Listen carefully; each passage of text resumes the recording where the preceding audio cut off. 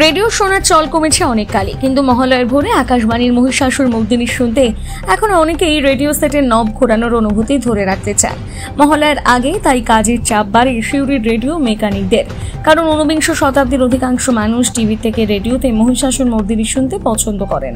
তাই এই একদিনের জন্য কদর বাড়ে হারিয়ে যাওয়া এই বৈদ্যুতিক সরঞ্জামের। মোবাইল টিভির জামানায় কার্যত বন্ধের পথে রেডিও বিক্রি। একসময় যে সামগ্রী ঘরে ঘরে দেখা যেত, এখন তা নেই বললেই চলে। পরিবর্তে জায়গা করে নিয়েছে টেলিভিশন সেট। কিন্তু আজও মহালয়ার জন্য বাঙালিদের একাংশ রেডিও নস্টালজিয়া ভুলতে পারে না। সেই কারণে মহালয়ার আগে পুরনো রেডিও সারাতে দেন। তারই কাজের চাপ সিউড়ির রেডিও দোকানগুলোতে। দোকানিরা জানান, যারা বাড়িতে এবছরের বেশিরভাগ সময় রেডিও ফেলে রাখেন, সেই তারাও মহালয়ার আগে রেডিও নিয়ে হইচই শুরু করে। কোনোটাতে ব্যাটারির দম শেষ, কোনোটাতে উড়ে গিয়েছে সার্কিট। সব মেরামতি করে দিতে হয় এই সময়। ব্যতিক্রম হয়নি এবছর। তাদের দাবি, স্মার্টফোন কিংবা টিভি যতই আসুক, মহালয়ার দিন রেডিওর প্রতি বিশেষ আকর্ষণ থাকে মানুষের। ভোর রাতে উঠে রেডিওতেই মানুষ এই মহালয়া শুনতে চান।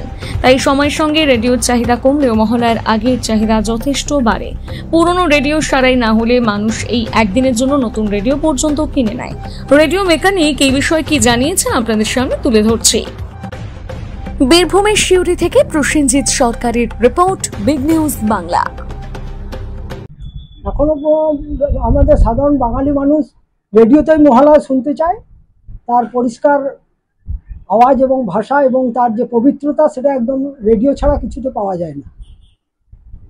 মোবাইলে বা এতে ইউটিউবে অনেকেই শোনে, কিন্তু রেডিওতে শুনে যে আনন্দ পাওয়া যায় এবং যে তার মর্ম বোঝা যায়, সেটা ইউটিউবে বা এতে পাওয়া যায় না। বীরেন্দ্রকৃষ্ণ ভদ্রের যে আওয়াজ, পরিষ্কার উচ্চারণ এবং তার মন্ত্র উচ্চারণের ক্ষমতা, সেটা আর কোনোদিনও আসবে না ফিরে। তাই সবাই রেডিওতেই শুনতে ভালোবাসে।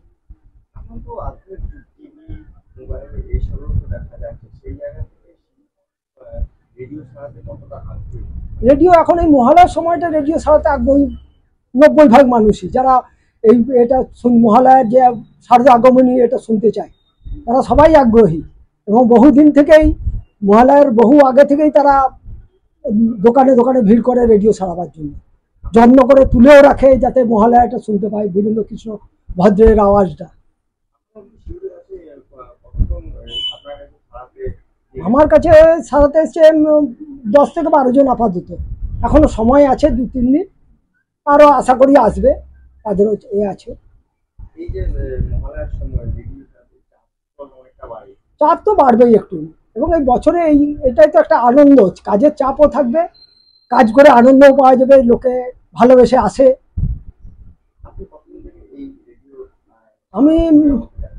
আমি বিগত 20-22 বছর থেকে এই লাইনে আছি। রেডিও এখনো চাইছে, রেডিও চাইছে। টিভি আসুক, মোবাইল হোক, যাই হোক, রেডিওর জায়গায় রয়েছে।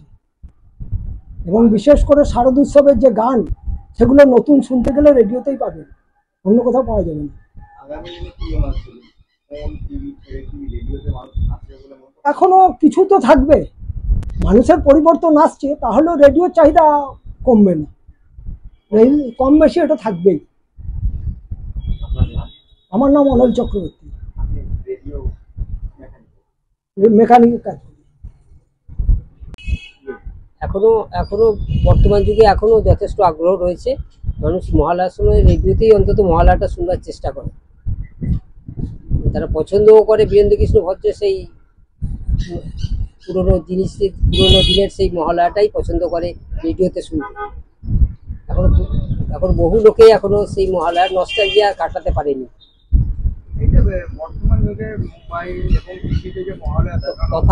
মহালয়া টিভিতে দেখানোর তথাপি রেডিওর উপরে মানুষের এখনো ঝোঁক রয়েছে, এবং রেডিও মানুষ সারা বছরই ব্যবহার করছে।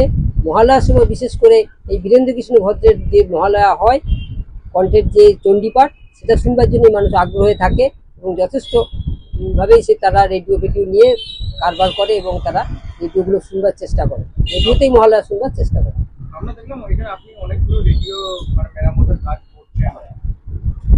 প্রতি বছর কি এরকম মেরামতের? হ্যাঁ, প্রত্যেক বছরই আমার থাকে। তবে যেটা আপনি স্বাভাবিকভাবে বুঝতে পারছেন যে মোবাইল এবং সারা বছর ওই মহালয়াটা চালিয়ে যে অবস্থা হয়েছে, তার জন্য কিছুটা মানুষের এসেছে গ্রামেগঞ্জে, এখনো সেই প্রভাবটা এখনো ভালোই রয়েছে।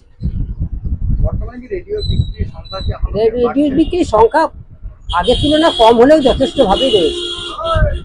মানুষ মেরামত করেও রেডিও মেরামত, হ্যাঁ মেরামত করেও রেডিও শুনছে সারা বছর। হ্যাঁ হ্যাঁ, এই বছর কতগুলি রেডিও ছেড়েছেন? মোটামুটি বলা যায় যে আপাতত এই এক সপ্তাহের মধ্যে 60 থেকে 70টা রেডিও সারা হয়েছে। এখনো তো কিছুদিন বাকি আছে। এখনো আমার দিন তিনেক বাকি আছে, এখনো আমার হাতে প্রায় 50 খানা রেডিও রয়েছে। আপনার নাম? আমার নাম অশোক চক্রবর্তী। আপনি রেডিও ছাড়েন?